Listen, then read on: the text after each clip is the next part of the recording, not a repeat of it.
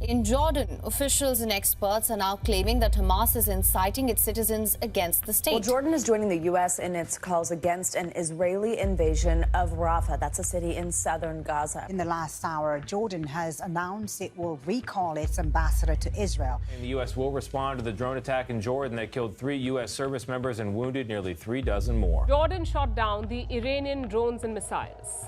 And now the Kingdom of Jordan is caught in the crosshairs. Fallout from the Iran-Israel tensions could destabilize countries caught in the crossfire. One such country is Jordan.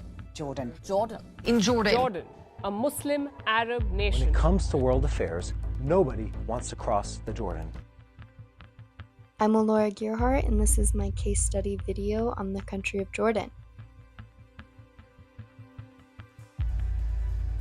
Following World War I and the dissolution of the Ottoman Empire, Britain at the time had governed much of the Middle East, making the way for its colonial powers to demarcate what was called a semi-autonomous region of Transjordan from what was then the state of Palestine dating back in 1921.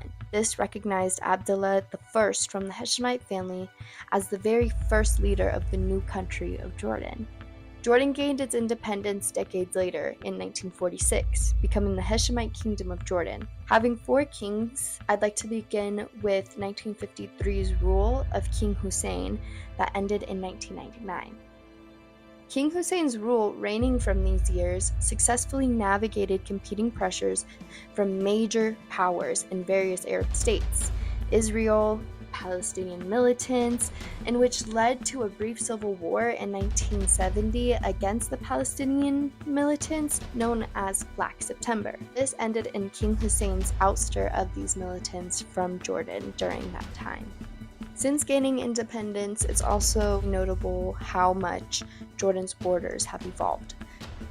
As soon as 2 years after its gained independence, in 1948, the West Bank and East Jerusalem were taken under Jordan's control during the First Arab-Israeli War, where those territories were then annexed in 1950, granting its new Palestinian residents with Jordanian citizenship, only for Jordan to then lose the West Bank and East Jerusalem to Israel during the Six-Day War. Situationally, Jordan's size is remarkably small. It's refugee-burdened and remains lacking of major economic resources, which have made it quite dependent on the aid from Western and other various Arab sources. Jordan remains a global partner to the United States because of the previously mentioned issues dating back to the mid-1900s. This partnership included not only trade, but aid in counterterrorism operations, and Jordan would receive military aid in return. As a result, Jordan and the U.S.'s compliance has assisted Jordan in its many vulnerabilities that no longer exist, especially now that Jordan hosts nearly 3,000 U.S. troops. The political moderates have been empowered in Jordan, sectarian conflicts reduced, and terrorist threats in the regions have been eliminated. This is extremely important for Jordan's role in the Middle East, as despite it remaining at peace with Israel for many years and still being in good nature with the Palestinians, there was still an ongoing instability in neighboring countries like Syria and Iraq. Now, King Hussein's rule ended after 47 years amidst his death in 1999.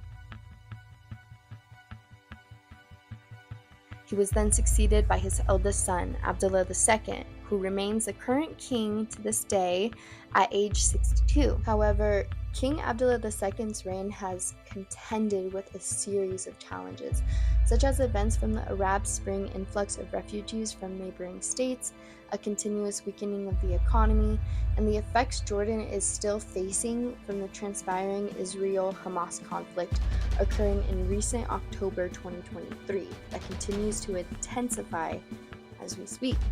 Like touched on previously, the regime type in Jordan is a hereditary and also a parliamentary constitutional monarchy under the Hashemite family. This is seen through the Jordanian constitution, which it's important to note it's been recently amended in 2022, which has clearly set the Jordanian king with extremely broad executive powers.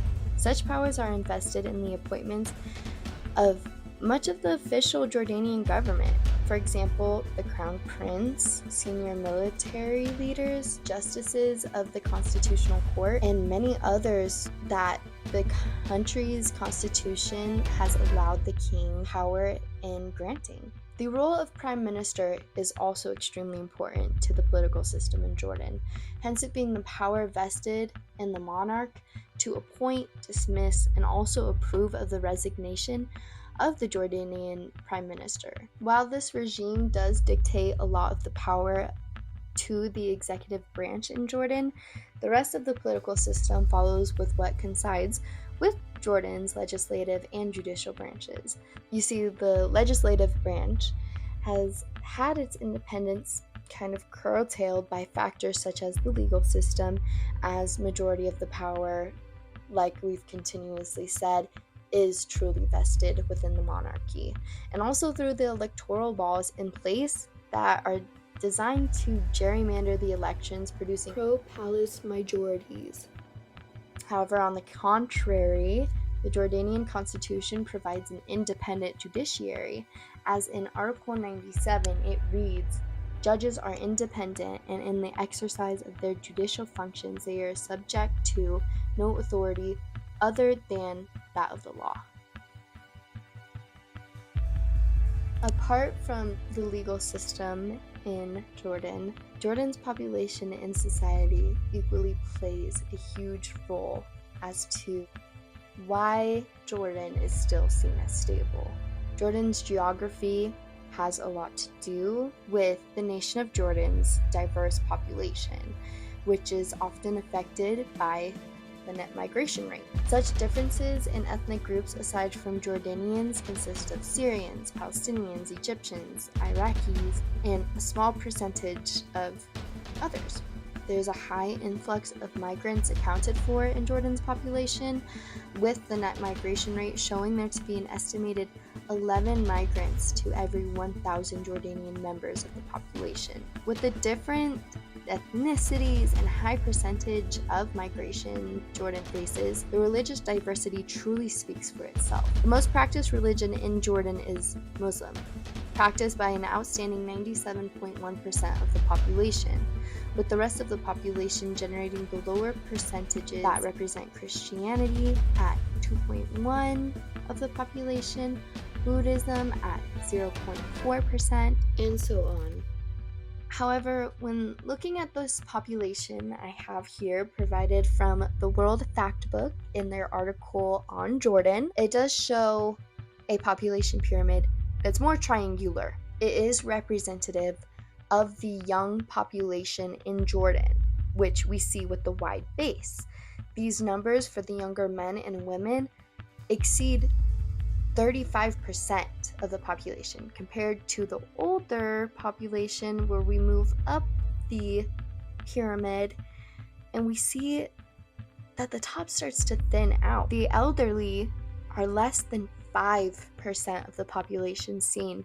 Both men and women among Jordan, especially the percentage of those who are younger, are often experiencing the benefits of the stabilization and the attempts to grow a democratic prevalence within Jordan as well. A lot of the issues that arise in Jordan are pretty consequential to the political reform Jordan continues to face, including ones that have arisen due to Jordan's own political economic situation. In the past 15 years or so, Jordan's economic growth has stalled. Protests arise in Jordan as its economic grievances spur, greatly affecting its people. With data collected from 2002 to 2022, there are 20 years of GDP growth shown in this figure, on the incline to about 10% before it declines almost as quick as it rose, never even coming close to an annual percentage of 4% from 2010 on. 2023's latest report showing Jordan's annual GDP growth for that year is only projected to be 2.7%.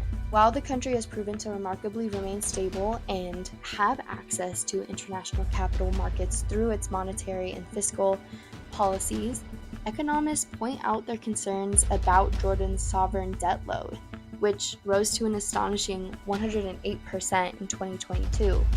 Jordan's government's ability to provide subsidies or fund social support is often extremely limited due to the constraint placed on Jordan's government spending as a result of the growing national debt. It's a given to say that in the past few years, each country has had their fair share of pressing issues that have arisen from a surplus of factors specific to each and every country's own formation. However, factors such as stalling of the Jordan's economic growth and further economic grievances have caused public uproars over the past 15 years in Jordan. The international democracy watchdog organization Freedom House changed Jordan's ratings in 2021, carrying on to 2022 and 2023 from partially free to not free, asserting that Jordan's status decline is due to harsh new restrictions on freedom of assembly, among others. With this raising a pressing issue specifically affecting those in the country, it's not too surprising that when the public does raise an issue against the strict Jordanian government, it can turn violent relatively quick. This was seen in one issue that happened in late 2022 to early 2023 that consisted of Jordanian truck drivers that went on a strike, protesting the country's higher diesel fuel prices. Discontent from the situation arose quickly from the public, and soon enough, protesters clashed with the police. Authorities equally suspended access to some social media platforms, and the unfortunate killing of multiple policemen began to occur. While this trucker strike began to be resolved by the government, they also began their crackdown on civic space rights in Jordan. Internet freedom and overall harshening restrictions on freedom of assembly still pose for future clashes for Jordan politics. Jordan's political issues have most recently become vulnerable to factors outside of their country as of the recent 2024 Israel-Hamas conflict.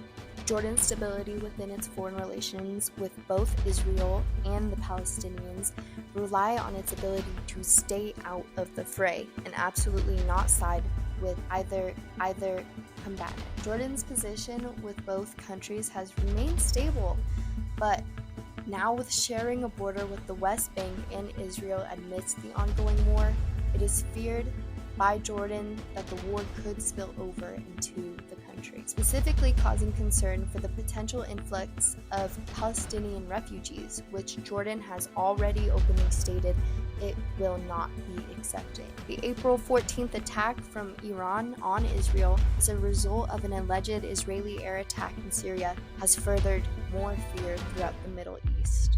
With Jordan's rocky past with Iran, the Hashemite Kingdom of Jordan has zero interest in becoming involved or even subjected to any form of conflict from either regional power, especially Iran's. But with this round of Iran's attack on Israel coming to an end, there still remains uncertainty of further worse rounds coming from Iran that will have Jordan facing some serious political and economic repercussions. Jordan's most pressing act during this entire conflict has been their push for a ceasefire in Israel's war on Gaza, with its publicized aid distribution efforts. But Jordan's impact on the war has remained pretty minuscule. Just like all of us, Jordan must only wait for what's to come with the conflict to decide what the country's appropriate next steps are to be, and whether Jordan's legacy as a stable gem of the Middle East can and will continue to remain.